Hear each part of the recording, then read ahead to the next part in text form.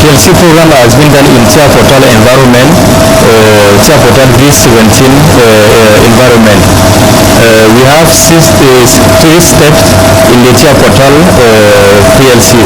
Then the first step is compressed air compression stage. Then it's monitored by drive and motor. Then if I open, I have the scaling, normal scaling to convert that signal to real. Then to be able to operate the PID, we have a scaling.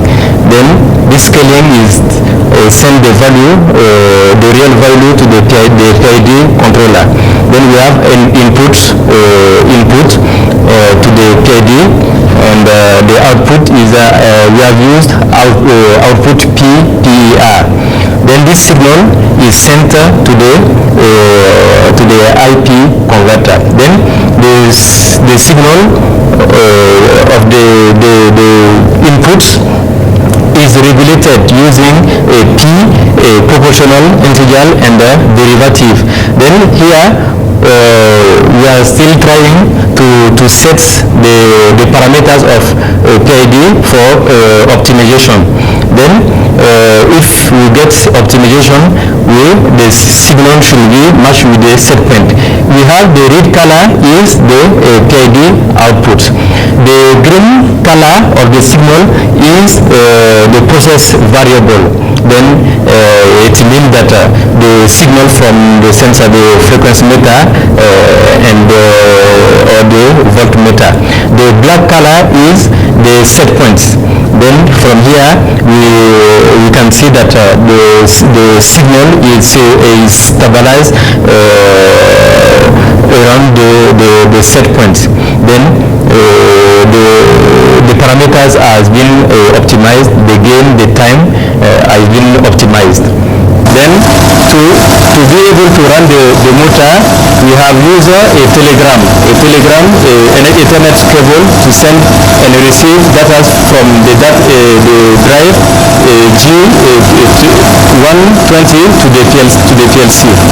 Then we have used a comparator. That comparator will switch on the motor when we reach the set point, the minimum the set point, and it will switch off the motor itself when the speed, the frequency is lower than the set point.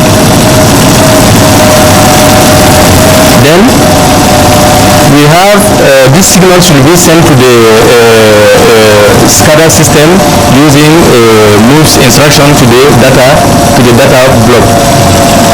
The second step is the second step is how to control loads. To control loads, we have PLC and the remote system 80-200 SP. Then we have a start button and stop button, which will control the outputs, which is memory, and this memory is taken to the 80 converter to switch on the load. Also, we have the PID control. Then for the stage of PID control, there is a normals and scale. Then this signal is sent to the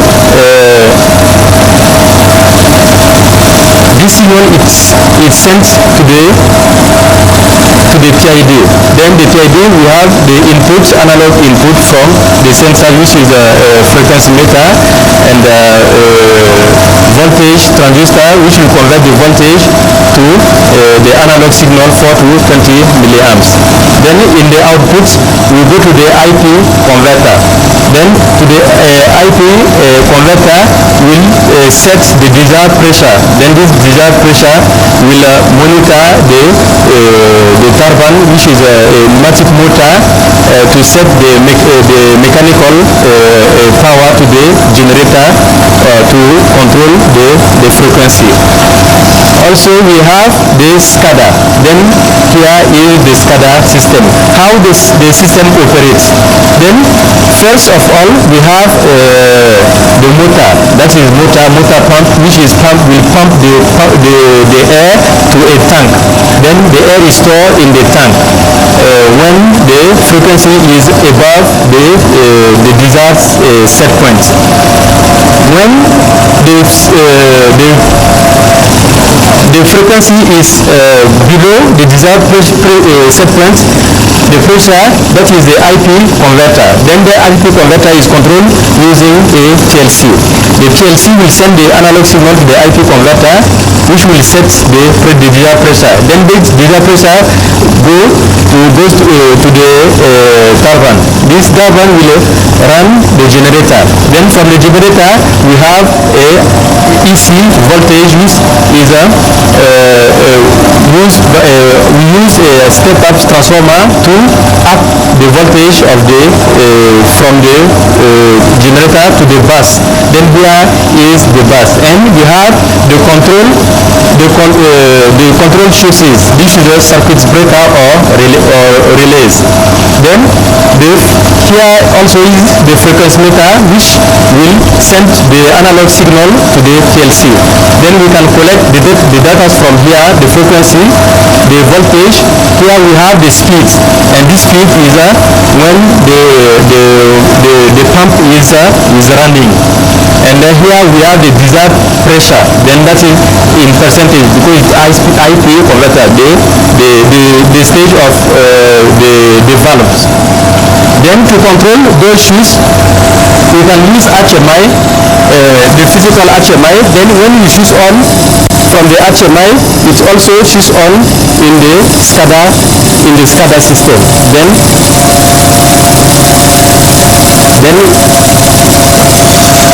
and also we can control our system from the SCADA system. We can switch off and switch on the loads from the SCADA system. Then switch off, then I can switch on from here. That is how the SCADA work. It's a data acquisition. Then we have the parameters of the frequency. Then the red color is the process variable. Then we have also the speed of the motor. Then when the motor runs, when the frequency is below the set point, the motor is stopped, or its minimum value of RPM or speed. Then when the frequency is above, reach the set point. When the frequency is above the set point, the motor stop. Then here the motor is not running, is in the minimum value of because of the comparator. Then when the frequency will reach the set point, then it will reach the set point above the set point. It will start the motor. Then the motor will start to run.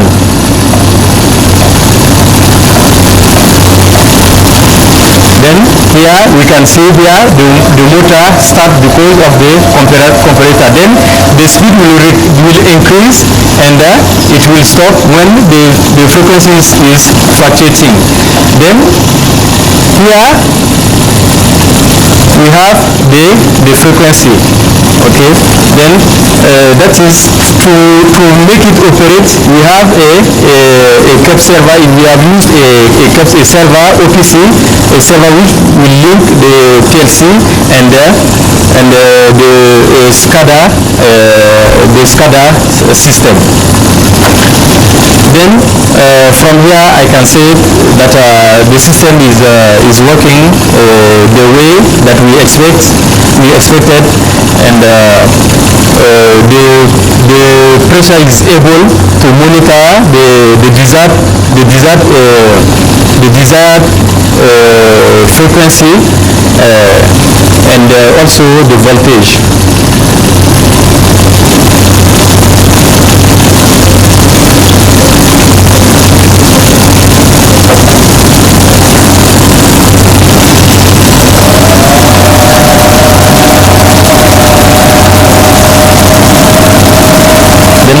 Here is the speed of the motor according to the frequency. Then when the frequency is increasing, it should not increase, but it depends of the source of wind or solar, because it's renewable energies, then cannot be controlled. Then sometimes the frequency can be high, sometimes it can be low. Then here when the wind or wind speed or solar is increasing, also the speed of the motor will increase to compress the air. That is how the drive should monitor the power of the motor. This project is called compressed air energy storage for electrical energy generation and voltage and frequency regulation process control. In short, is compressed air energy storage process control with SCADA. The experience we have made prove that compressed air energy storage can be used to improve the efficiency and the reliability of renewable energy such as solar, photovotaic, and wind, which has a fluctuation character. The PLC program has that the controllers 1200, the controller also can be used to control the process as IP converter. Then here we can say that we got the desired result, and we think that project can be useful for student training. It can be also useful for engineers, technicians from industries, training on SCADA system, on process control. We have electrical part, how to monitor frequency and voltage. We have mechanical part, and we have pneumatic part. Then it's also useful for students who want to do PhD research, because there is a lot of things to learn about compressed air energy storage from the tank, the thermodynamic behaviors to optimize the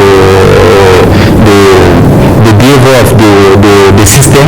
Also how to use sensors to make systems run as human wants it to be, and also how to operate system in telecontrol, SCADA data acquisition, and also how to link different software using CAES server. Then from here the project has been successful. There is some boundaries that can be improved in the next steps of the projects, and we hope some students will be able to continue this work and make it better.